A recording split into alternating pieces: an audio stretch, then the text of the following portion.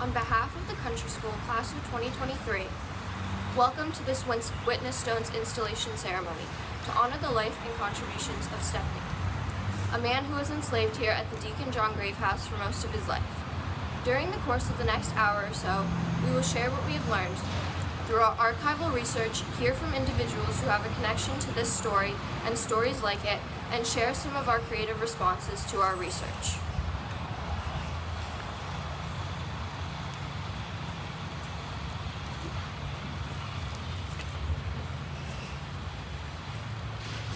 The music you just heard, played by Alexander Schultz from the Country School, was composed by Sonny Freeman, a formerly enslaved man from Lyme, who after gaining his freedom moved to what is now Essex, and composed and played music in addition to everything else he did to provide for his family. His sheet music was recently discovered in an archive at Trinity College and performed at a Witness Stones installation ceremony last fall, likely the first time his music had been played in 200 years. The mission of the Witness Stones project is twofold: to restore the history and honor the humanity of the enslaved individuals who helped build our community. We are grateful for the members of St. John's Episcopal Church in Essex for restoring Sonny Freeman's music to our collective memory so we can hear and be moved by his remarkable gifts today.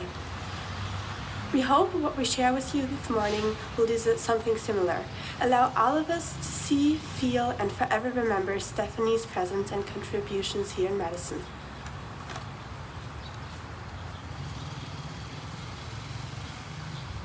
In January of this year, my classmates, teachers, and I were here visiting the Graves house.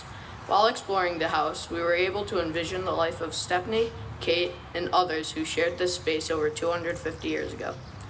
We were asked to look around, listen, ask questions, and try to feel the history that took place in the lives that were lived here. Let's take a moment to do that together and share a moment of silence.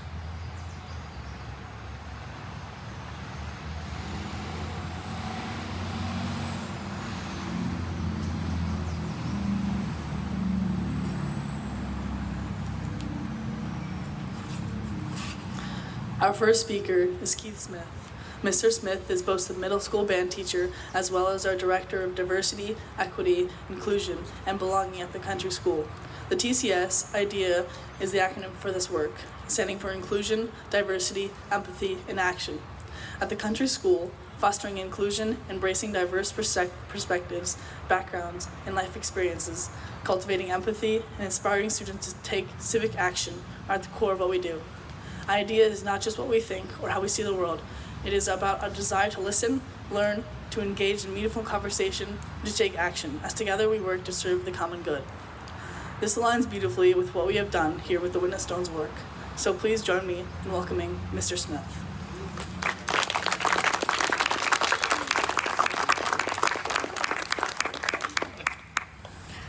I was just telling Ms. Wepler, oh no, Cade used the first two lines of my speech, so now I don't need to introduce myself. But good morning, everyone. It's a pleasure to see you.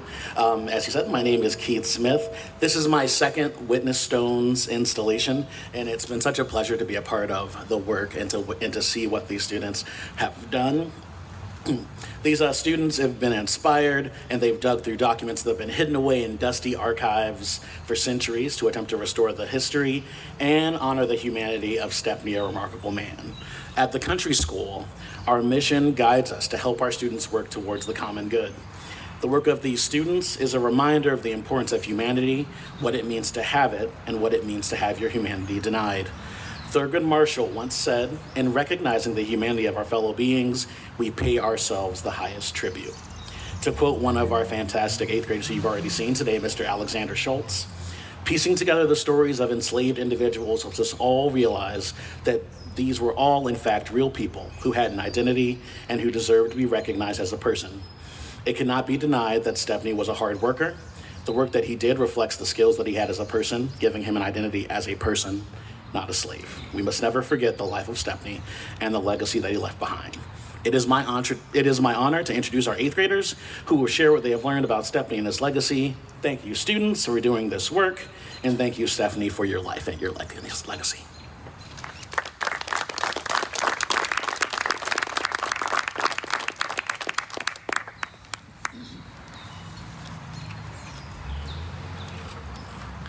This project could not have been possible without the support and cooperation of the Board of Directors at the Deacon John Grave House.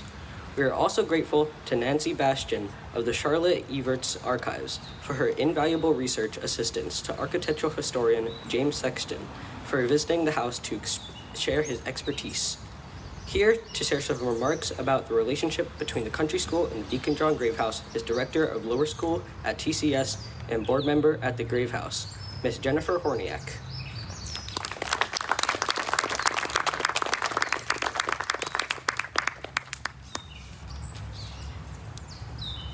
Thank you, Whitman.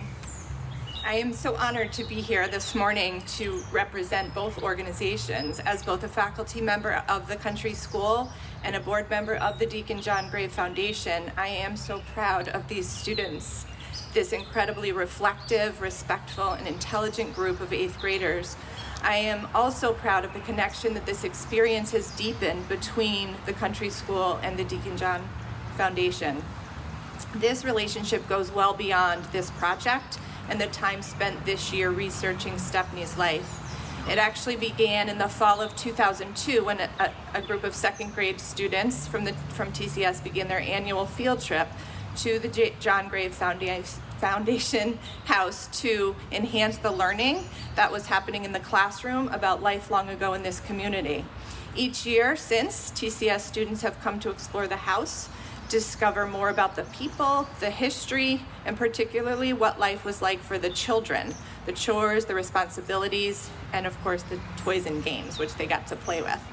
Ironically, as I was preparing this speech and thinking back over the 21 years, I realized that not only have this group of 8th graders experienced the house as second graders, but their teacher, Mr. Burge, give a wave, Mr. Burge, was in that first class back in 2002 to explore the house. So it really is fitting that this is the year that Stepney was chosen to be researched, his biographical narrative to be chosen to be researched and restored.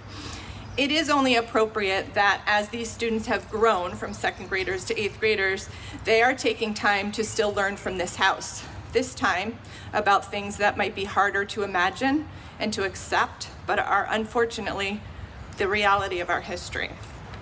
Students, may this experience give you a perspective that you can share, learn from, and build upon so that the history you are creating right now can bring us pride. May you feel good to have done this work in honor and in dignity.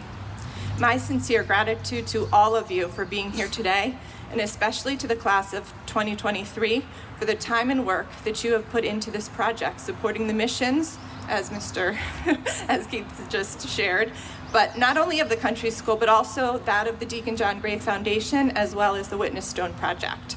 True to these missions, you have carried out the core values of these 3 organizations. As stated by the Witness Stone Project, through research and education, you seek to restore the history and honor the humanity of the enslaved individuals who helped build our communities. From the Deacon John Grave Foundation, you helped restore and preserve things that happened on this property and in this very house. And finally, true to all students of the country school, you have shown a sense of creativity and wonder, an intellectual curiosity, as well as a nurturing of your unique role in this community, serving the common good. In serving the common good for our community through these qualities, you are restoring the narrative of this man, Stepney, one of the many who deserves to be known. For this, I thank you. You have done admirable work. May you carry all that you have learned from this history to create a better world and to make great things happen for yourself and for others. Thank you.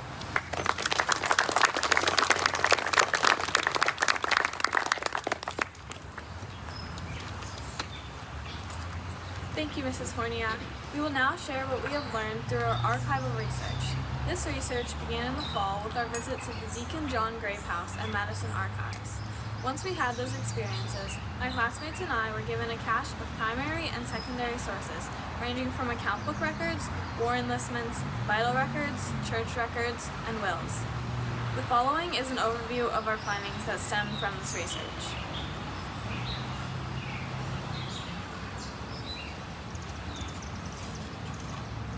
The topic of slavery in the United States typically centers on slavery in the South. Large plantations and higher demands for work were responsible for enslavement on a large scale on southern plantations.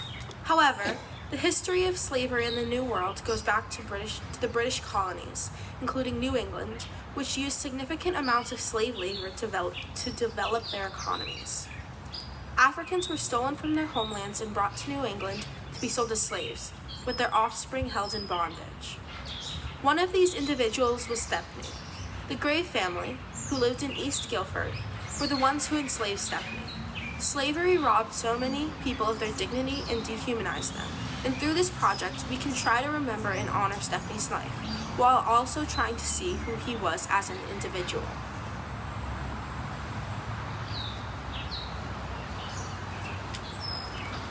During the time of Stepney's enslavement and labor for the Grave family, the Graves were farmers living in a small town in East Guilford, now Madison. The Deacon John Grave House is one of the oldest houses in Madison. Built around 1685, it has held 7 generations, including John Grave I, his son John II, his grandson John III, and his great-grandson Elias. Stepney lived during the generation of John Grave III, who was described as honorable, merry, and energetic. Like his grandfather, he was a deacon at the church, who had a trade, had to use a loom, and worked in the fields. John Grave used his house as a tavern and inn. They also used portions of the house as a courtroom and as a judgment room. It also served as a hospital for wounded soldiers of the French and Indian War, and was a place for holding weapons during the war. His family included his 7 children. His paying guests, soldiers, servants, and enslaved people, were among the hundreds that lived, worked, or stayed here. What was life like for Stepney among all this activity? Did he have friends and family nearby? Did he have any free time? Who and what did he care about? These are all questions we tried to answer through our research.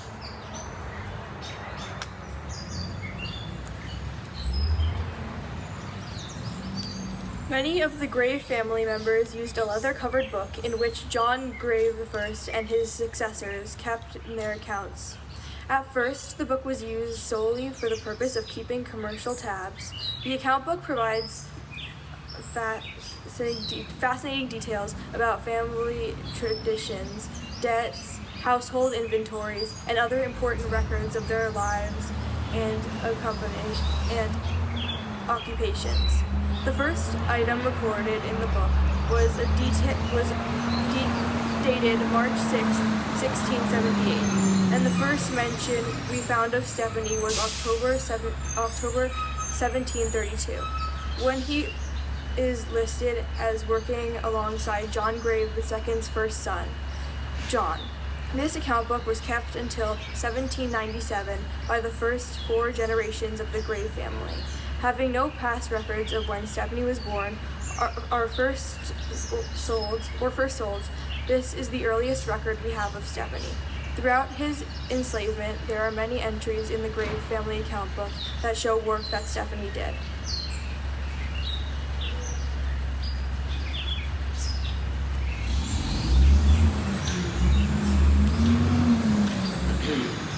The kind work that Stepney did would have to also show us how much strain Stepney may have had to endure.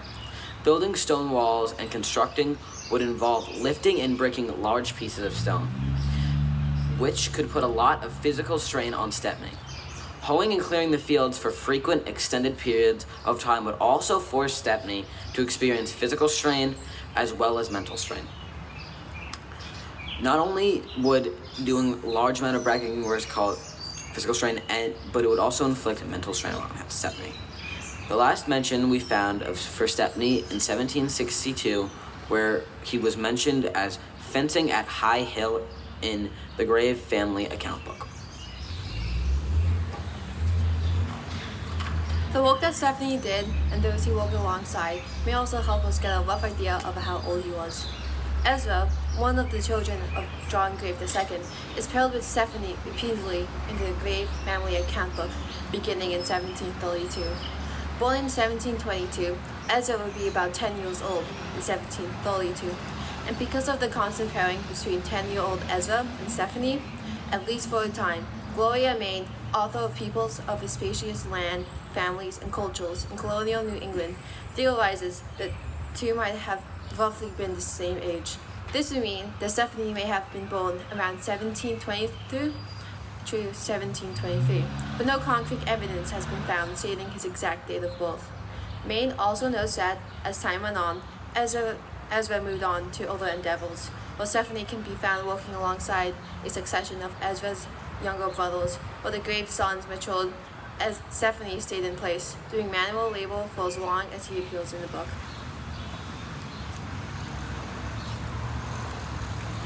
We know that the Grave family enslaved others who lived in the household. The account book lists the name of several young men who engaged in physical labor, sometimes along Stepney, always recording the value of that labor.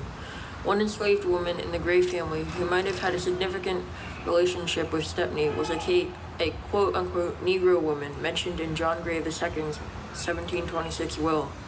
Kate's name does not appear again in records after this one mention in the will, nor is she mentioned by name in the account book.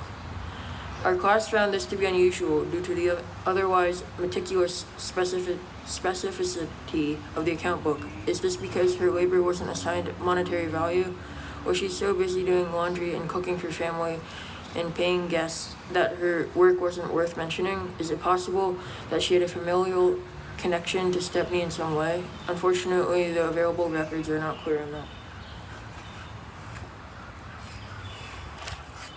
Madison church records list an enslaved woman named Kate who died in 1790 at the age of 70 years old.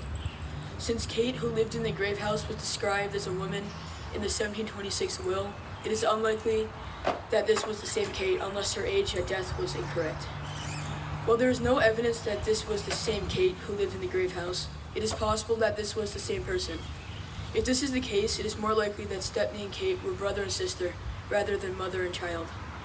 Whether or not there was a familial relationship, we can assume that Stepney and Kate were close to each other and supported each other throughout their enslavement.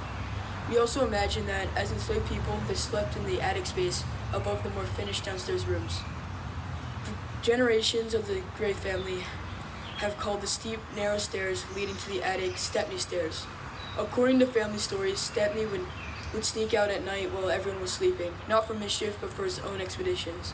Did he get to enjoy some freedom at these times? We wondered, does it mean that Stepney's name is still attached to these rickety stairs several hundreds of years after he walked up and down them?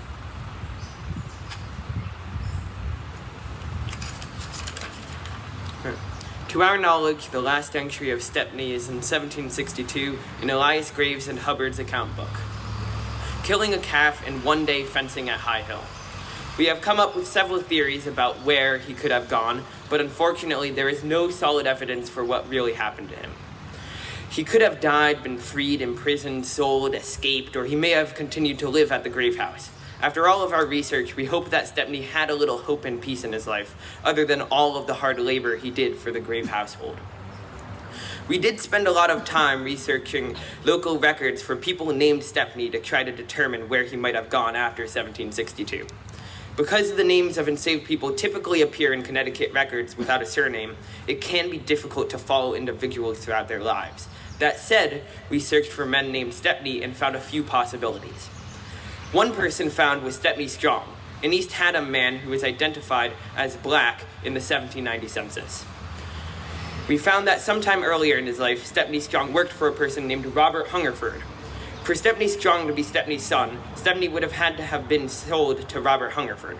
But unfortunately, even though Robert Hungerford kept an account book, it cannot be found easily online.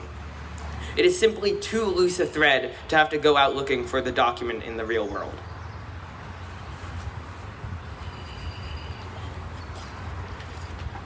Another theory is that Stepney lived in Basra in 1790, when he would have been around 68 or 67 years old. We see a familiar name appear in the 1790 Connecticut census as Step Negro, but ultimately there is no other information on this possible Stepney. Another scenario is that Stepney died at the beginning of the smallpox epidemic in 1762 to 1764. This outbreak of smallpox across Boston and New England could also explain John Grave III's death in 1763. The possibility that Stepney was sold may be the hardest to verify.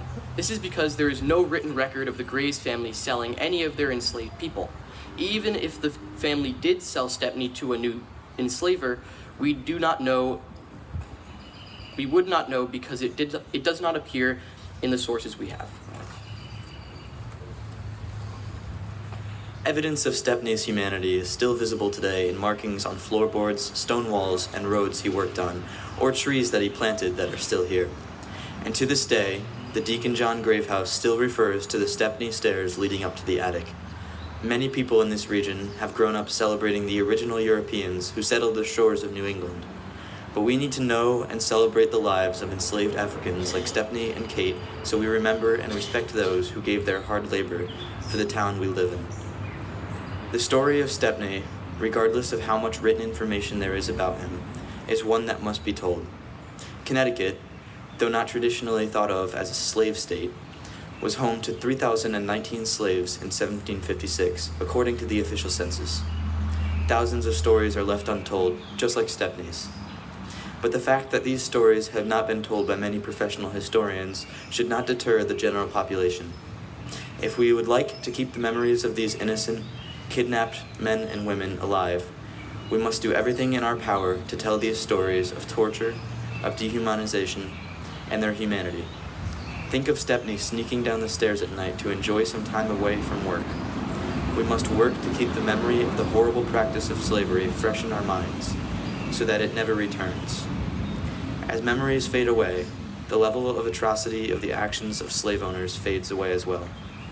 Stories like Stepney's must be told, and must be preserved. It is our only hope of keeping despicable acts like slavery from ever returning in the future.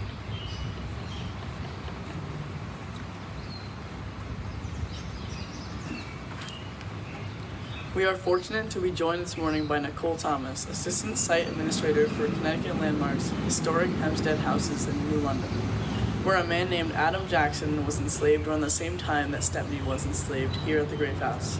The two men performed similar labor, and like Stepney, Adam Jackson's activities were recorded in a diary which his enslaver, Joshua Hempstead, kept for more than 4 decades. Even more detailed than the grave account book, Joshua Hempstead's diary included a narrative such as one he recorded on June 13, 1749, when he embarked on a journey to New Jersey. The day was fair, Hempstead writes. I logged at Mr. Graves at East Guilford. Of course, at that time, Madison was known as East Guilford. So in fact, Joshua Hempstead was right here, sleeping in this house in June of 1749. Was Stepney sleeping in the attic above him? Did their paths cross? Did Adam Jackson accompany Joshua Hempstead on this or other journeys? If so, would he and Stepney have met, perhaps shared conferences? What can we learn by exploring these parallel stories? A frequent speaker about both Adam Jackson and New London's Black Heritage Trail, which she helped develop. Miss Thomas says her interest in local history was sparked almost 20 years ago after her mother purchased a historical home and an 1895 plaque. Since then, she has spent much of her free time digging through historic archives, aiming to find out more about New London's most fascinating stories. Thank you, Ms. Thomas, for joining us today as we seek to learn more about this fascinating and, until now, forgotten story in Madison.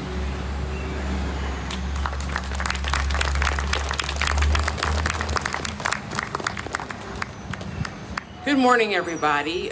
It's very nice to see everybody here today. My name, as they mentioned, is Nicole Thomas. I am not a professional historian, but I am a professional passion seeker.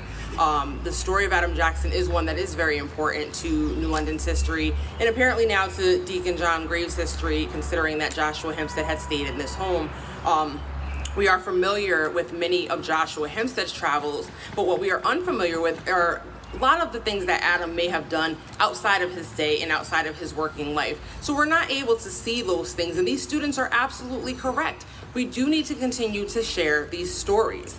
For me, Adam has become a part of my life, almost the fabric of the home that I spend a lot of my time in.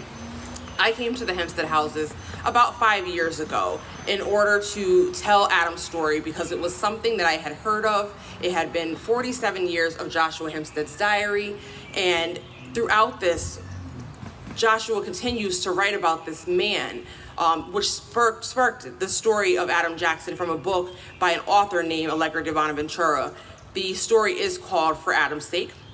And she kind of pinpoints what Adam does, again, outside of his family had a pretty extraordinary story. His father, John Jackson, was actually enslaved and brought to New England and then freed by his enslaver, John Rogers, and worked alongside him for many, many years afterwards. But Adam's story starts in slavery.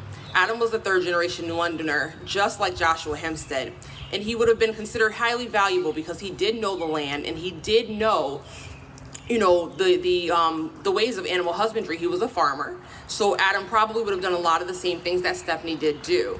And so, knowing that history has been somewhat lost outside of the pages of Joshua Hempstead's book. Of course, Joshua spends 47 years writing in his diary, but he only spends a certain amount of time writing about Adam. So we unfortunately do not know what Adam did outside of those days and times when he was simply working. Okay, so Adam also slept in a garret that I have slept in as part of the Slave Dwelling Project with my friend Joseph McGill. And it is an uncomfortable space. And when I sit in that space and I give people tours of that space, especially in July and August, I will tell you that I am that tour guide that will have you sit in that space with me, because I want you to very heavily feel that discomfort that Adam might have felt. And it's not because I want you uncomfortable. It's because we need to know the truth of what happened in that space. These stories are easily forgotten. I didn't know anything about Stephanie until it was sent to me to come speak here today. And to me, that's very tragic and very unfortunate, considering Southern New England is not that large. These stories are sitting right in our backyards, and these are things that we unfortunately just continue to lose sight of, do not have the knowledge of. So thank Dennis and Liz for the work that they do. And for me, when I go to the Hempstead houses, and every single time that I walk inside that house, Adam is there with me. I feel his presence there. He is the reason why I stayed. Joshua Hempstead is very important to me, because if he didn't write what he wrote for 47 years, we would not know the history of that house, of the things that happened here in New London. And the famed historian Frances Marion Calkins also wrote a book of the history of New London, and she took much of her writings from Joshua Hempstead's writings. So we needed him to be able to do what he did, and able, to tell Adam's story, the family of the Jacksons. They had a very lengthy court case in which John Jackson had to go and steal his family out of slavery more than one time. That's insane. It's absolutely insane.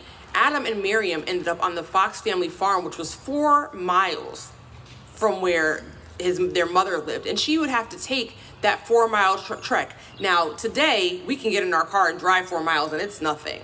But imagine this mother of her 2 young children having to show up constantly, walk those 4 miles there, probably exhausted because she did have to do her work, okay? And then she had to walk back, nurse her children, and walk back. And I don't think any of us, myself included, as a mother of color of 2 young children, could imagine leaving my children in somebody else's home because I had no choice. That's the tragedy of this story. And again, they had to be stolen back a bunch of times. I couldn't imagine that. I really could not. Now, I won't take up too much of your time. I know you have a lot more to get to, and these wonderful students have taken up enough of the time to tell you all these wonderful things, and I'd love to hear some more of them. So just briefly, we unveiled in New London a couple years ago the Black Heritage Trail. It is a trail of 16 sites, which are going to hopefully soon be on the Connecticut Freedom Trail. So we're working on that as well. There's a trail of 16 sites, and it starts with Adam Jackson's story. And actually, it starts with a man named Robert Jacklin in 1717. And Joshua Hempstead, my Joshua Hempstead, who I adore so much, wrote a writ against him so that this black man could not buy property in the town of New London. So these are the things that we have to grapple with. So even though we have these stories, we have to tell the truth, the entire truth about all the things that happened. So the Black Heritage Trail goes from 1717 all the way up to modern day with a man named Spencer Lancaster, who is the age of 95 years old today, living history. He deserves to be able to tell his story. I will continue to tell Adam's story. in the Hempstead houses. I hope if you haven't been, you will come and see it. I'm very excited to get inside this house. Actually, Liz was right. It does look a lot like Joshua Hempstead's. But Adam's story is very near and dear to me, and I tell people every time I give a public talk, every time I speak to an audience, grab some. The fact that you're here today tells me that you're interested. I don't know if these are your kids or your grandkids, but even outside of that, you're invested in what it is that they're doing here today. You're invested in the fact that they are learning about something that is important to our history. Connecticut was a heavily involved, complicit slave state, and we're still figuring that out today. We haven't even been able to touch the surface of this is what we did here. So I want to thank all of you guys for just hearing me for a few minutes. I know I didn't, give you this big long story, but I hope you'll come down to New London. It's not, too far from here, and see the Black Heritage Trail. Again, we go from the beginning, the Amistad stories on there, to Sarah Harris Fayerweather and how they lived in New London, and how, everybody else gets the glory for what everybody else did, but New London had a lot to do with it. And the fact that Joshua Hempstead came here makes me want to learn more about this town, makes me want to say, well, where else did he go? Because Joshua Hempstead was a traveler. That is one historic misconception, is that they didn't get around. They absolutely did. Joshua Hempstead's in Maryland. There were times where he took Adam Jackson with him. And Adam Jackson was one of those enslaved people that was trusted enough to go to a farm in Stonington. Joshua had property in Stonington, and Adam Jackson would be able to go over there. And he helped actually Joshua Hempstead raise his grandchildren as well when their father had passed away. So Adam's forced labor enabled Joshua Hempstead to go be that, essentially, I'm trying to think of the word, I'm sorry. But he was able to go and be kind of a justice of the peace and have these journeys and do what he had to do, because Adam Jackson was at his home and was able to do this work for him. Being a trained husbandman is very important work, farming and all of that. And we don't do it the same way today, but a lot of that work comes from the pre-colonial days where we had to get these skills. So very thankful for Adam Jackson, very thankful to be able to learn Stephanie's story. And I just thank you guys all for being here, because it is a fascinating thing to be able to pull these stories from the records, and they're sitting there. The records are there. We just have to get in there and find them. And a lot of things, thanks to COVID, are now online and easily published. So you can get on Ancestry. If you're interested in your family history, just take a kind of a detour and look at what you can find in your local backyard, because there's a lot of stuff in your backyards. So I want to thank you guys today for having me. And I hope you enjoy the rest of the ceremony. Thank you.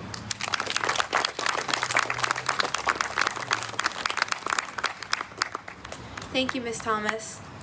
Like the 3 classes of country school students before us, my classmates and I have found that while a straightforward nonfiction account could restore Stepney's history, it might not be fully capable of honoring his humanity. While he did visit campus this year, our TCS predecessors learned a great deal from poet-educator Jamoki McDuffie Thurman, who encouraged them to stay true to the archived material while also conveying some of the unsayable things held in those archives through poetry. In following that tradition, I'm pleased to introduce the following 8 students who will share their creative works inspired by our research about Stepney.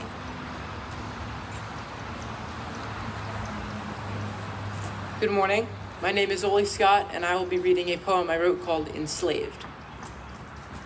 He toils day and night. His hands grip a shovel, a hoe, a spade. The calluses on his hands grow and harden like rocks. He works and works and works. Some days Ezra joins him, others Elias. He is loaned to other farms around town. To work, of course. 10, 12, 14 hours pass by. He works and works and works. He sees John Graves III record his efforts, the hours he puts in. These accounts are insignificant to him, numbers and letters on a piece of paper. He was born around 1732, but dates mean nothing to him. Labor has overtaken his life, overtaken his personality, overtaken any uniqueness he might have had before his enslavement. He works and works and works. Kate, one of the sole caring companions in the dark life that he leads, gives him solace an older figure that is able to see the way in the darkness. Farm work gives him purpose, but it is not by choice. Nothing is by choice. He works and works and works. He never truly rests. His sleep is limited to simple bedding, his room a section of the small attic. He works and works and works. Each night he ascends the stairs dubbed after his name, lays his head on his bed, and hopes that tomorrow will bring freedom. But it never does. He works and works and works, knowing that death will ultimately be what ends his suffering. Thank you.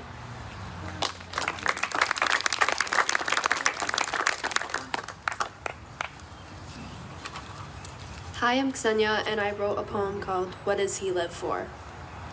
This is not what he lives for. Working from sunrise to sunset, plowing fields, cutting wood, and clearing land. He lives for freedom, to his life in the future. He lives for the bird's voice, the one that sings. He can distinguish his bird, its unique voice of the others, calling for him, waiting for him to run away with her. He lives for quiet nights, laying in the attic until everyone is asleep, sneaking out, exploring new things, investigating what it really feels like to feel free. He lives for his family whom he's never met, his ancestors, his friends, the people who care about his existence. He lives for freedom, running in the fields, holding hands with children, his bird leading the way. He doesn't live for his family, endless lists of work, the reality of being a slave. He's thought about it, running away. Would they care if he was gone? Would they search the ends of earth to find him? He doesn't live for them because they don't live for him. Thank you.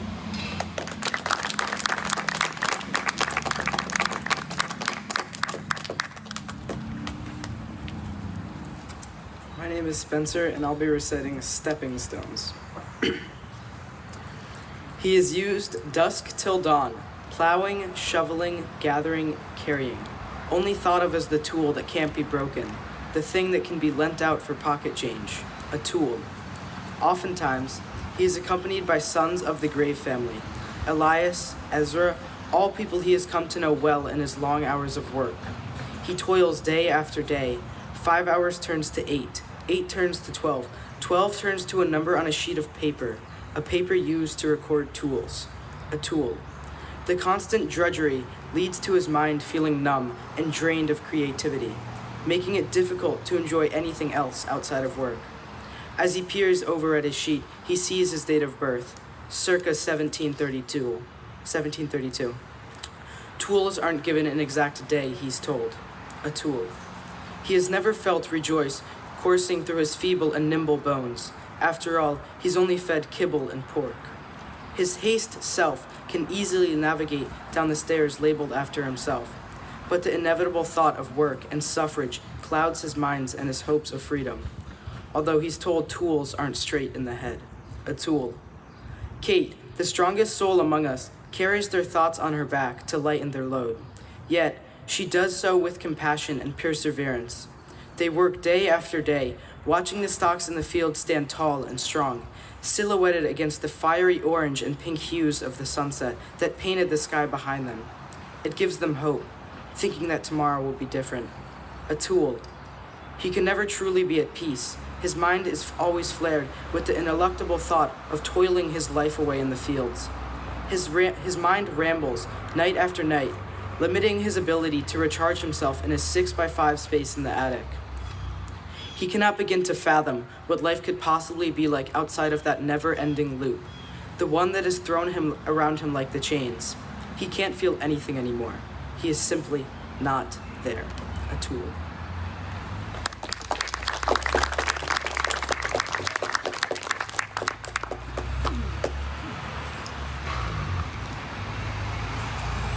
My name is Sadie, and the poem I wrote is called The House in the Sun. I have stood here for a long, long time. I have stood as men fight over freedom, over land, over other men. I have stood as women weave and cook and wash clothes so caked with soot they look like pieces of burnt firewood. I have stood until my beams are bow-legged, my backbone so charred it can no longer spew smoke up into the sky. I have stood here so long I have a plaque pinned to my chest, and children who come to yell and run their grubby fingers over crosses etched in my skin. I have stood here so long my memory is ebbing, so much that when men and women point at writing scrawled on my doors, asking what is this, I have no answer. They peel open my walls and point at stairs marching up my throat and onto the saltbox floor of the heavens. I remember standing here, watching a man wait until the sky was the color of his skin to climb up, footsteps quiet, to walk across the shingles and jump down, taking a breath of cold night air and walking, free only under the stars. I watched him disappear into burgundy and black, but could only stand as still and quiet as I have now stood for centuries upon centuries. He returned later, when the night was too bright to be called night any longer. He stood on my threshold, and he looked at me for just a moment, eyes drinking in window panes and shutters. Then he turned toward the road, and we watched a sliver of daylight leak above the horizon. And I didn't want him to stay. Wanted for him to pick up his few possessions, to walk down the road bathed in free, beautiful sun, to walk wherever he pleased and never have to bend down and plow wheat from my fields.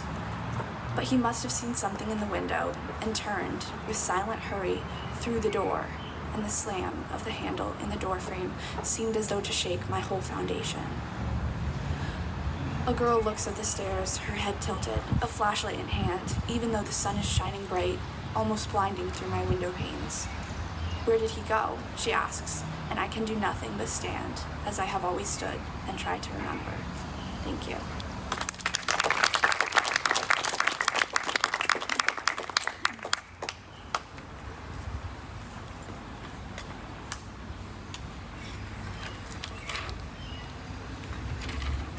Alright, so hello, my name is Andrew, and in my drawing of the Graves house, I was trying to show that Madison and the house were Stepney's entire world. Stepney was one of two enslaved people that helped out the Graves and was a pivotal role to the Graves' history. We learn about Stepney from John Graves' second accounting book. The entries tell us when he was born and about his work for the Graves family. Every day, Stepney would leave the house attic in the morning to work. Some of the work he did was carpentry, sawmill, stone work, field work, and work on highways.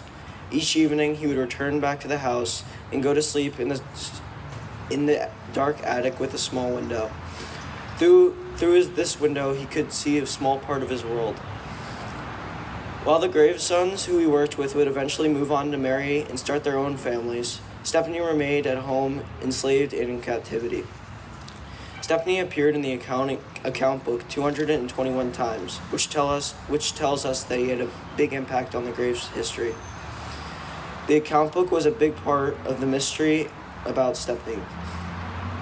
From telling us when he was born, or when he was given to the Graves, and when he hopefully left to pursue his dreams of freedom.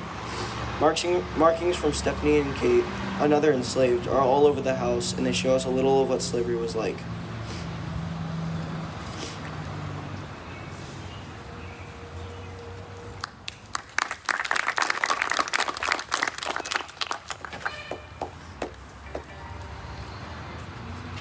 When I was introduced to the Witness Stones project, I was drawn to the mystery of the inscriptions written on the door of an internal door inside of the Deacon John Grave house. It was a house that had in the 1700s and 1800s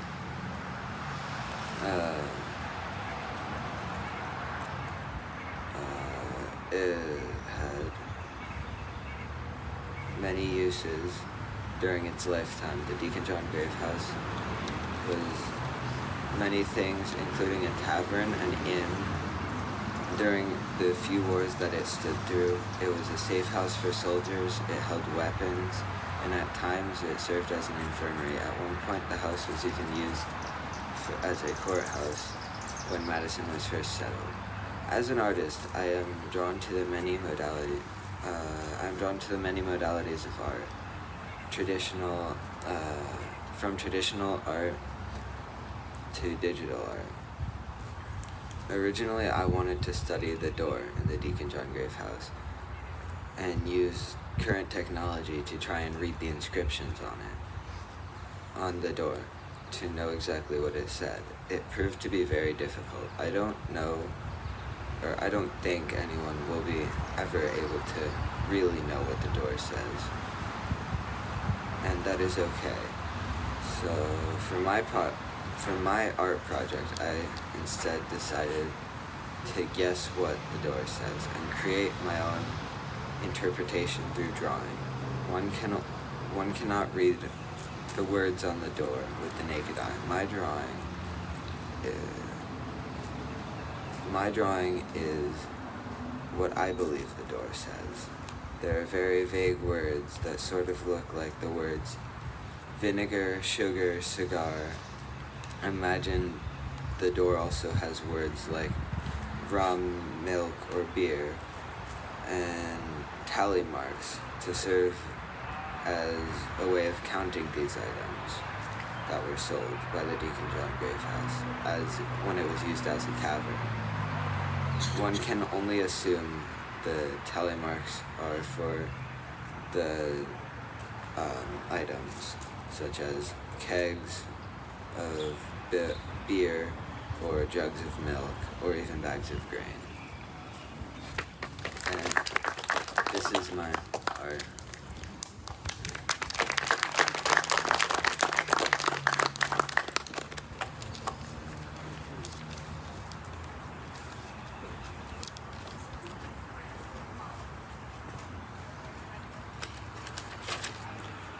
My creative project is an instrumental piece that I composed. I chose to name it Forgotten to represent the fact that Stepney was forgotten/neglected and that we don't know a whole lot about him. The song is long, it's 4 minutes, and it incorporates many different instruments, styles, and emotions. There are multiple parts in the song where the mood shifts to represent specific elements of Stepney's life, such as repetition or longing. As you listen, trying to see if you could figure out which parts those are. I also did not want to make it overwhelmingly sad, so I tried to find a middle ground. Here is Forgotten. I hope you enjoy.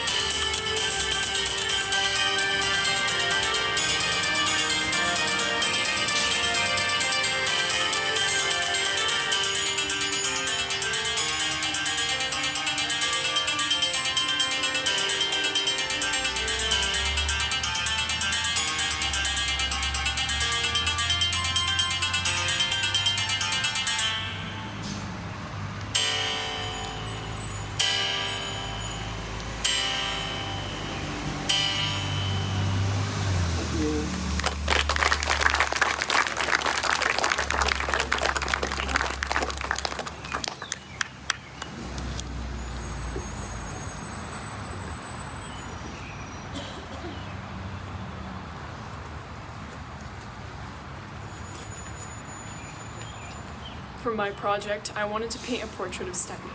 Of course, that is impossible since we have no idea what he looked like. So I painted him at an angle where his face wasn't showing with a technique that made the image vague and patchy, which both makes it so that I don't have to pretend to know what Stepney looks like and also touches on the themes of lack of identity. I also gave him short hair because I know that at the time he was alive in the 1720s to early 1800s, enslaved people were very often forced to cut their hair very short. The slightly patchy style also works very well with the theme I'm trying to touch on with this piece, which are lack of identity and documentation of enslaved people, as well as how we had to piece aspects of Stepney, a real person who lived and had thoughts, hopes, and a life, just based off of documents of the work he did. To add to this theme, I also printed out pages of the account books of the graves, which are the only documents from the time that mention Stepney. While the records help uncover more and more of him now, they are really what hid aspects of his life and him as a person in the first place. However, I did not put them over the painting of Stepney in order to show how, while we don't have a clear image of what he was like outside of these documents, he was more than just the work he did. To honor Stepney's life at the Grave House and his contributions to the community, we'd like to donate this portrait to the Grave House. We hope that it will teach others about Stepney and help him be remembered by visitors to this house.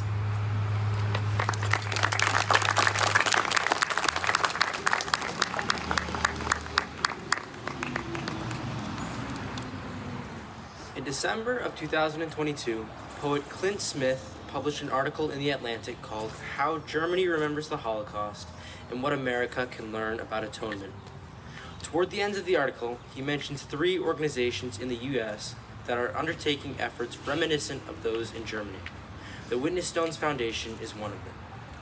It is his last paragraph, though, which may be best relevant to our effort here to restore the history and to honor the humanity of Stepney. There is so much we wish we could know, and yet so much we will likely never discover. Here is what Clint Smith says about that dilemma. None of these projects, whether in the US or Germany, can ever be commensurate with the history that they are tasked with remembering.